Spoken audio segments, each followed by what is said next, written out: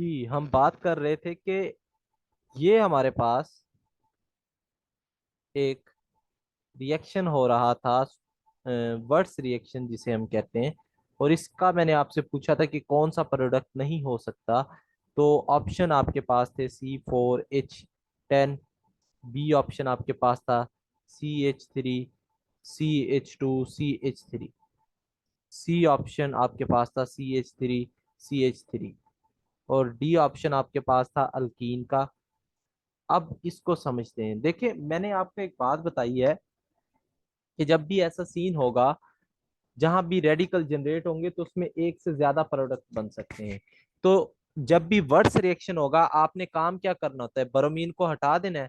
तो पीछे क्या बचेगा, जो कंपाउंड बचता है ना, क्योंकि सोडियम भी है ना, तो सोडियम ने उसको इलेक्ट्रॉन देना है। मैं डायरेक्टली आपको बताता हूँ कि ब्रोमीन हटा के आपने रेडिकल बना देना है, क्योंकि सोडियम ने बाद में इलेक्ट्रॉन देना है, पॉजिटिव चार्ज रेडिकल में कन्वर्ट हो जाएगा। तो एक ये, और दूसरा मॉलिक्यूल सोडियम उसको भी इलेक्ट्रॉन देगा, वो भी रेडिकल में कन्वर्ट हो जाएगा। अब देखें, पहला प्रोडक्ट तो यही बन जाएगा। ये पहला प्रोडक्ट बन गया, कौन से वाला, ये फर्स्ट वन, ठीक हो गया सर। अब दूसरा, यहाँ पे मॉलिक्यूल सेम ही है ना, ये जो रेडिकल बनता है क्या डिफरेंट तो नहीं है। इनकी डिसप्रॉप रिएक्शन हो सकता है या नहीं हो सकता, हो सकता है सर। डिसप्रॉप रिएक्शन ये होता है कि सेल्फ ऑक्सीडेशन एंड रिडक्शन हो जाए।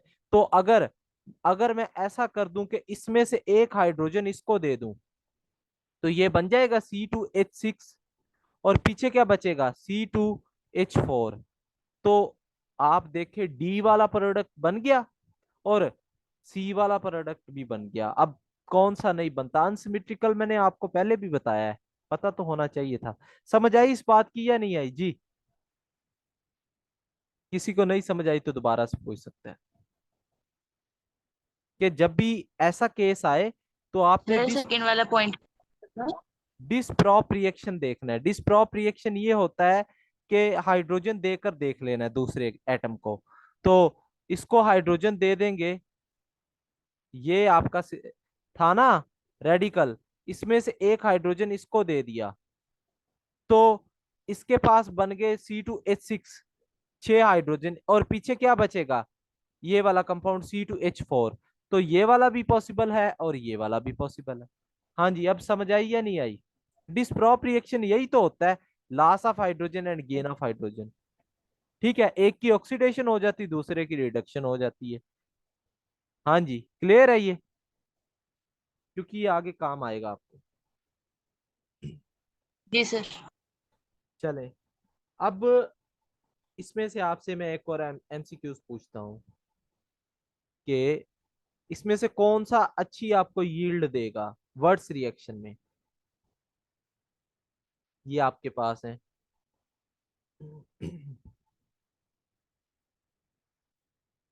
ये, और हाँ जी, A, B और C कौन अच्छी आपको यील्ड देगा, यानी मेजर जो प्रोडक्ट कौन आपको देगा ज्यादा अच्छी अमाउंट में। हाँ जी, सी। सी। सी देगा, 4 है उसमें।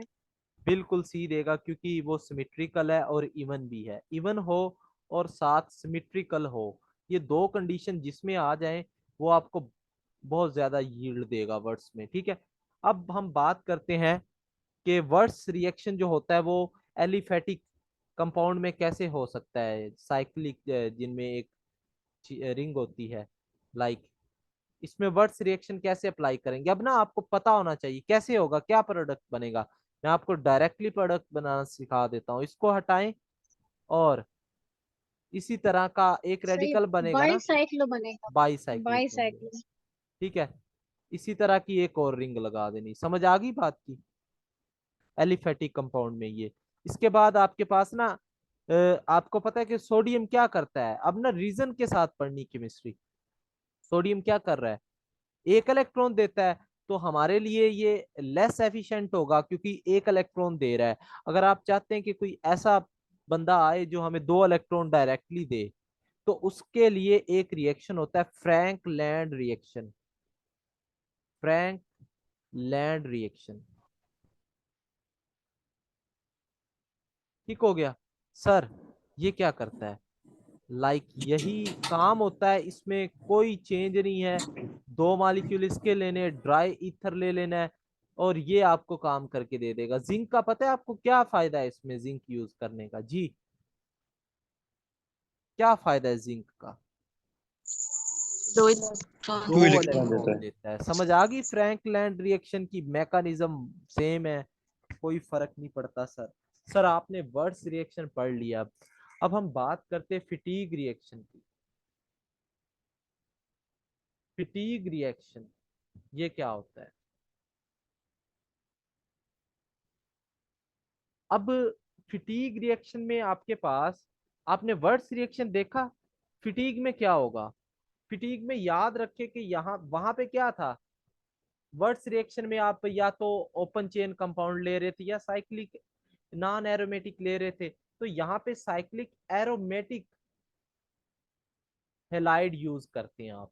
अब ना हम तरतीब से चल रहे हैं। साइक्लिक एरोमेटिक हेलाइड आप क्या करते हैं यहाँ पे यूज कर रहे हैं सर, साइक्लिक। ठीक हो गया।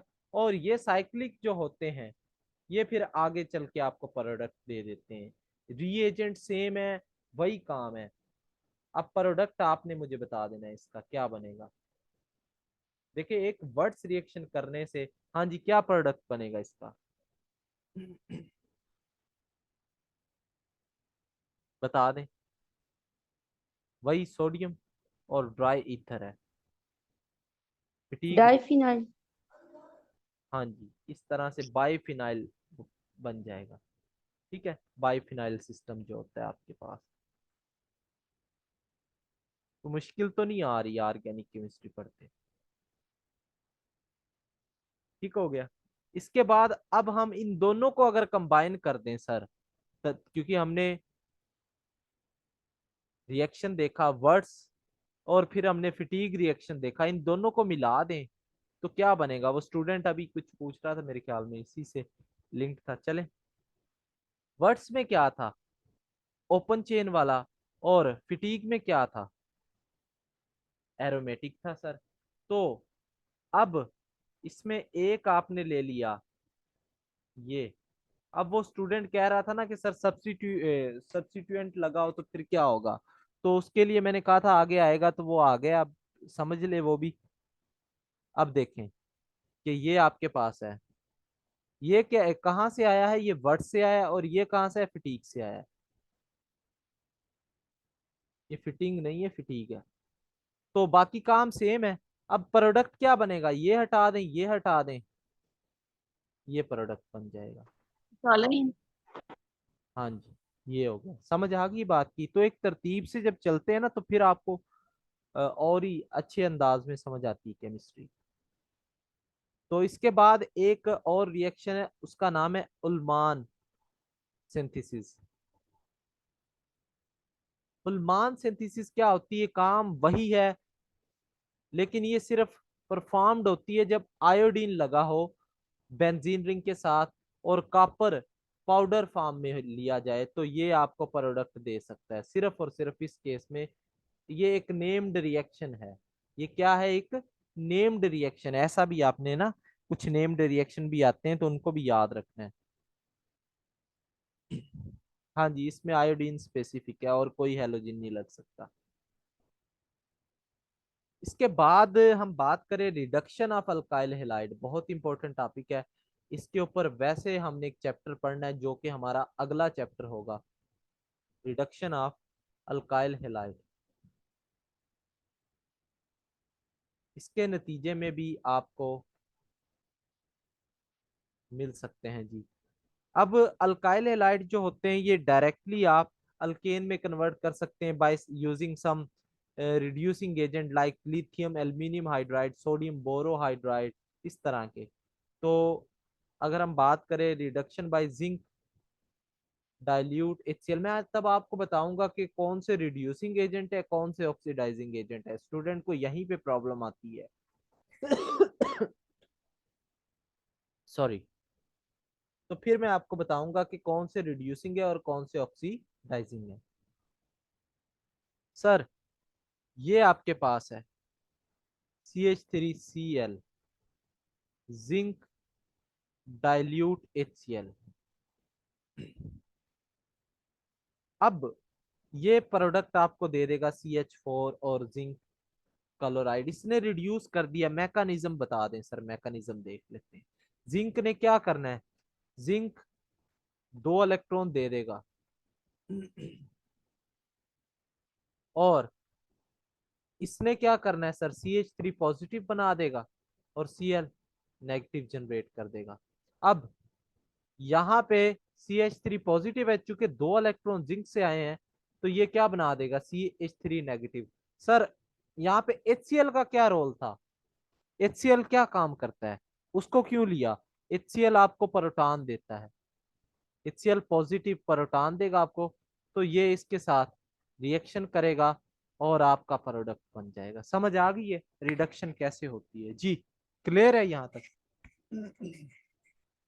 वैसे ये मैं नहीं पढ़ा रहा अभी, एक लंबा चैप्टर है ये, वो हम देखेंगे इंशाल्लाह। इसके बाद हमारे पास आ जाता है जो नेक्स्ट मेथड है, वो है सोडा लाइम के जरिए। सोडा लाइम बाद में चले करते, पहले हम कोल्ब इलेक्ट्रोलिसिस को देख लें। कोल्ब्स इलेक्ट्रोलिसिस, इसके ना 1-2 MCQs बड़े फेमस है। उसमें प्रोडक्ट पूछते कि कैथोड पे क्या बना है, एनोड पे क्या बना है, इस तरह की ना चीजें, वो आपको आनी चाहिए बेसिकली।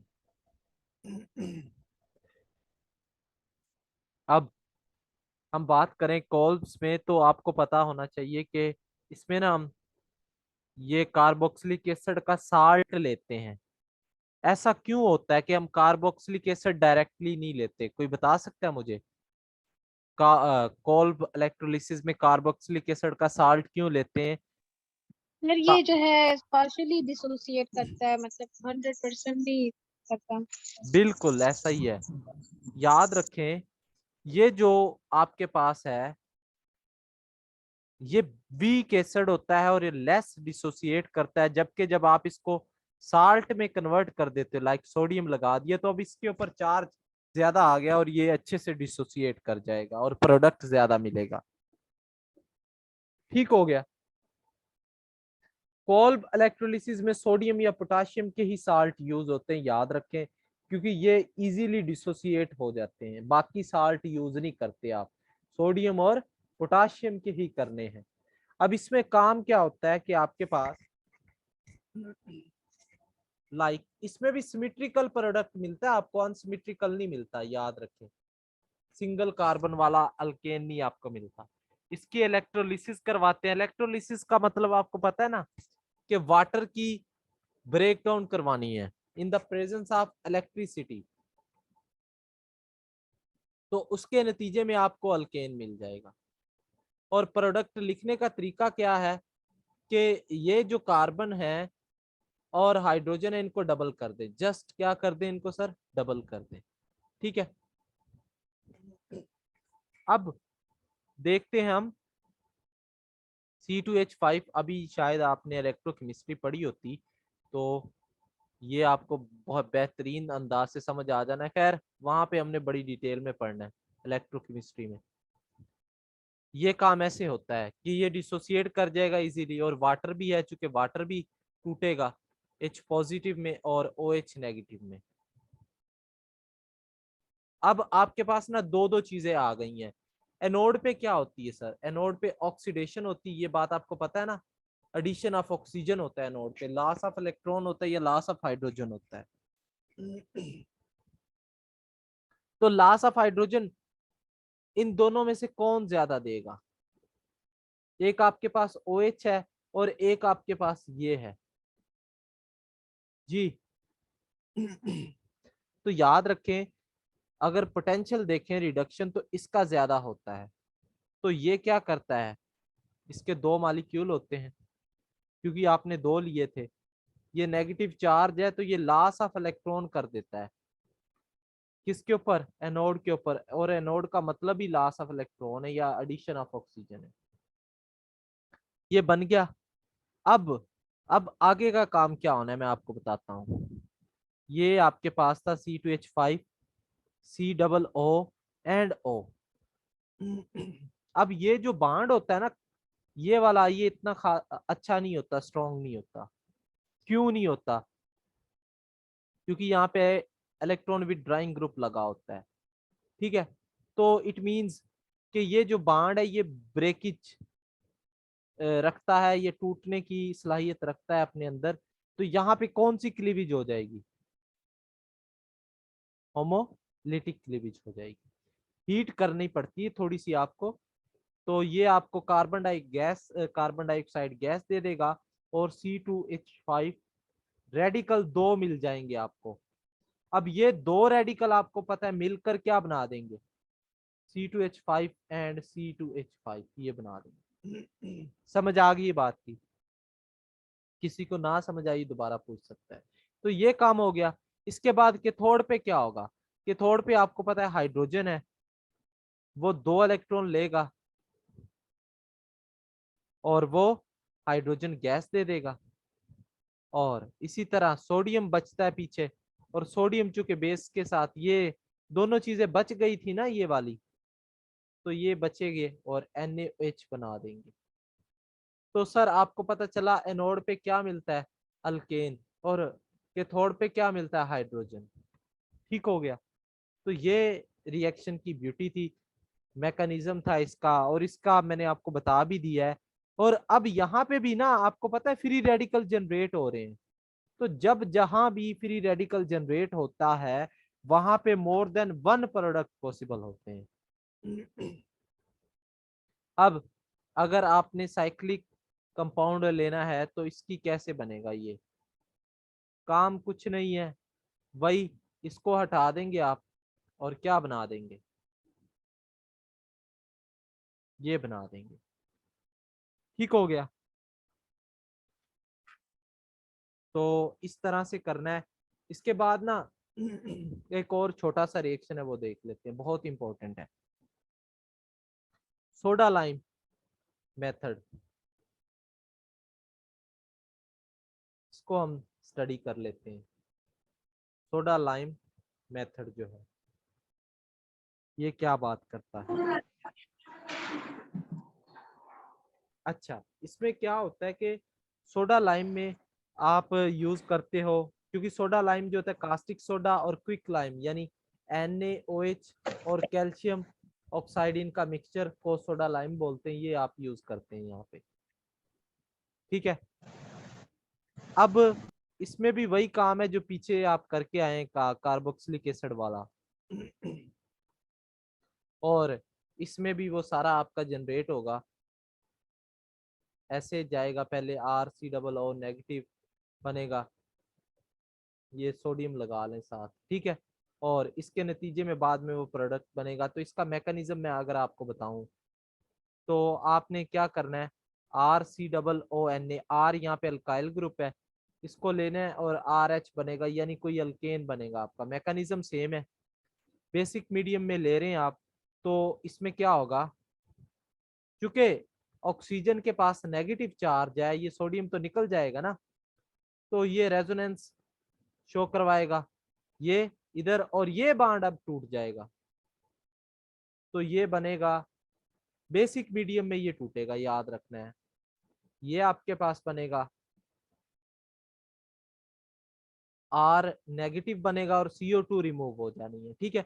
अब R नेगेटिव आपने हाइड्रोजन मिल जाएगा आपको।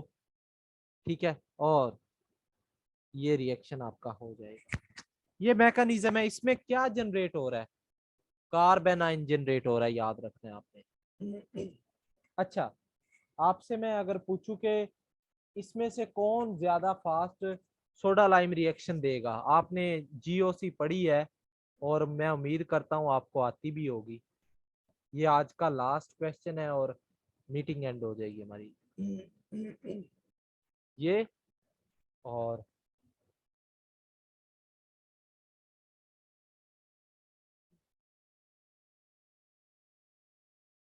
हाँ जी, इसमें कौन ज्यादा फास्ट देगा रिएक्शन, A और B? A A। हाँ जी, और बी कोई? B। B वाले कितने लोग हैं या A वाले कितने लोग हैं? ए वाले? ए ए क्यों होगा भाई, बताओ, रीजन दो मुझे। हाँ जी, सेकेंडरी का सर क्या बताएं?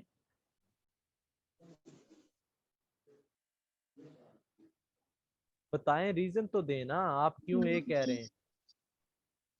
सर यहाँ पे जो है तो जब सोडियम हट जाएगा ना तो उस पे नेगेटिव चार्ज आ जाएगा, और नेगेटिव चार्ज जो है तो वो दो मिथाइल दो ये CH3 जो ग्रुप्स लगे हुए हैं, तो उसकी कंपैरिजन में 3 वाले जो हैं तो वो तो ज्यादा उसको अनस्टेबल करेगा। बिल्कुल ठीक बताया आपने, यही मैंने आपको ना एक पीछे सर्कल करके बताया कि यहाँ पे क्या जनरेट होता है सोडा लाइम में, कार्ब एनाइन जनरेट होता है। कार्ब एनाइन बनेगा तो ये जब ये सारा सिस्टम हटेगा तो कार्ब एनाइन जनरेट होगा। तो एनाइन को 2 वाले ज्यादा स्टेबल करते हैं, 3 मिथाइल वाले कौन से ज्यादा स्टेबल करते हैं? जी, 2 और वाले करते हैं। 2 वाली करते हैं। तो इसी के साथ आज का हमारा लेक्चर एंड होता है। जिस बंदे ने फी नहीं पे करवाई, आज का और कल का दिन है, नंबर उसकी स्क्रीन पे शो हो रहा है 5157578, और 2500 हमारी फी है टोटल सेशन की, जो कि 70 डेज का है। ठीक है, और मुझे लगता है कि आज आपने कुछ नई चीजें सीखी होंगी। जी,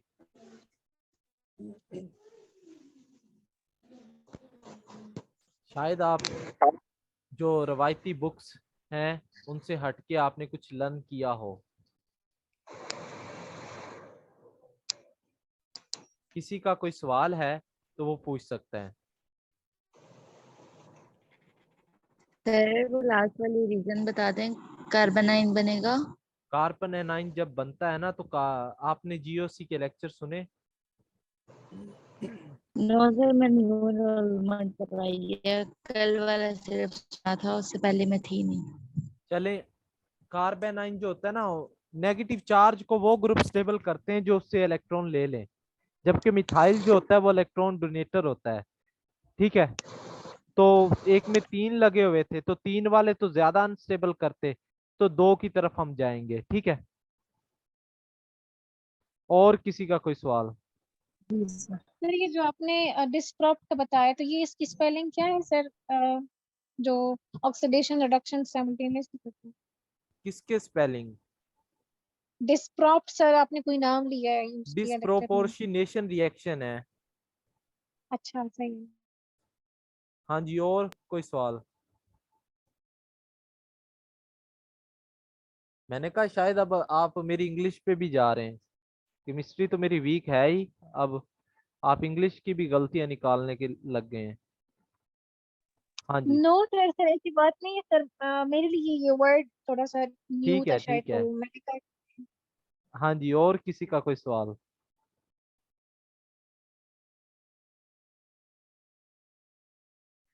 तो बेटा इंशाल्लाह कल आप जो रजिस्टर्ड स्टूडेंट्स हैं उनके साथ हम लेक्चर शेयर करेंगे, और पॉसिबिलिटी है कि लेक्चर का टाइम इंक्रीज कर दें हम। बुक बेटा सबर सर करें, कहा ऑर्गेनिक तो में है, साइक्लिक वाला चैप्टर पढ़ेंगे।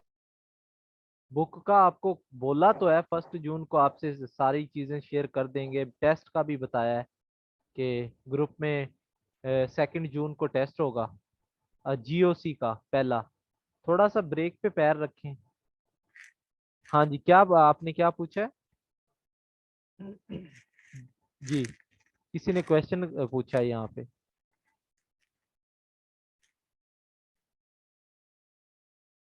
सब्र से काम लें, जितने ये 70 दिनों में आपका मेरी कोशिश होगी मैक्सिमम सिलेबस कवर करवाऊं। ठीक है, ये ऑर्गेनिक के बाद हमने स्टार्ट करनी बायोकेमिस्ट्री, क्योंकि वो दो तीन दिन में हम खत्म कर देंगे बायोकेमिस्ट्री को। फिर हम इन्वायरमेंटल और इंडस्ट्रियल केमिस्ट्री को पढ़ेंगे, और इस तरह फिर हम उनको खत्म करने के बाद स्पेक्ट्रोस्कोपी, फिर क्रोमेटोग्राफी, फिर टेक्निक्स, फिर हम जाएंगे और ब्रांचेस जो हैं फिजिकल, इनऑर्गेनिक वगैरह। तो जितनी कोशिश होगी मेरी उसको मैं कवर करूंगा इंशाल्लाह। सर नेचुरल प्रोडक्ट पढ़ेंगे? नहीं बेटा, नेचुरल प्रोडक्ट तो रिसर्च का टॉपिक है वैसे, यहाँ पे कौन सा हम रिसर्च कर रहे हैं, और ना ही पेपर में आएगा वो।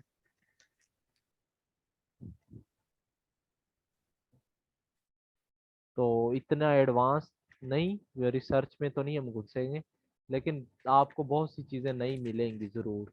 नई क्या, बल्कि आपकी केमिस्ट्री में जान आएगी इंशाल्लाह, ये मेरा आपसे वादा है।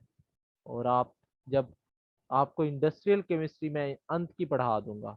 लेदर इंडस्ट्री पढ़नी है, शुगर इंडस्ट्री पढ़नी है, पेपर इंडस्ट्री पढ़नी है, सीमेंट इंडस्ट्री पढ़नी है जिसमें से एमसीक्यूज आते हैं, बायो केमिस्ट्री पढ़ा दूंगा, इन्वायरमेंटल केमिस्ट्री आपकी अच्छी कर दूंगा, ताकि ये जो बाहर की चीजें हैं जो केमिस्ट्री के साथ मतलब इतनी मैच नहीं करती, वो तो आपकी स्ट्रांग हो, फिजिकल भी हो जाएगी इंशाल्लाह। हाँ जी, और कोई सवाल है बेटा बताएं, नहीं तो मीटिंग एंड करते हैं जी। एक्सक्यूज मी सर, ये आपको फीस कैसे जमा करवानी होगी? फी आपके पास ये नंबर है स्क्रीन पे, और आप जैज कैश, इजी पैसा या बैंक अकाउंट चाहिए तो आप इसी नंबर पे रब्ता कर सकते हैं। सर ये आपका व्हाट्सएप नंबर है? हाँ जी बिल्कुल, अच्छा अच्छा, तो आप कांटेक्ट ठीक है कर सर। सकते हैं। हमारे पास ऑलरेडी अल्हम्दुलिल्लाह 40+ स्टूडेंट जो हैं वो ऐड हो चुके हैं। अभी 1-2 दिन का ही टाइम है आपके पास, 1-2 दिन क्या, आज का दिन गुजर गया, कल के दिन का टाइम है, तो आप अभी या कल तक अपनी फ़ी पे करवा सकते हैं। उसके बाद फिर हम, क्योंकि अपना मटेरियल और सारी चीज़ें शेयर कर देंगे तो बार बार फिर प्रॉब्लम होती है हमारे लिए। Okay sir. हाँ जी, और किसी का कोई सवाल? ठीक है, फिर इंशाल्लाह कल हम इस चैप्टर को ज़्यादा पढ़ेंगे। आज का चलो अच्छे से पढ़ लिया, कल हम स्पीड में थोड़ा सा ज़्यादा कवर करने की कोशिश करेंगे और बहुत सी चीज़ें नई सीखेंगे। ओके जी, अल्लाह हाफिज़।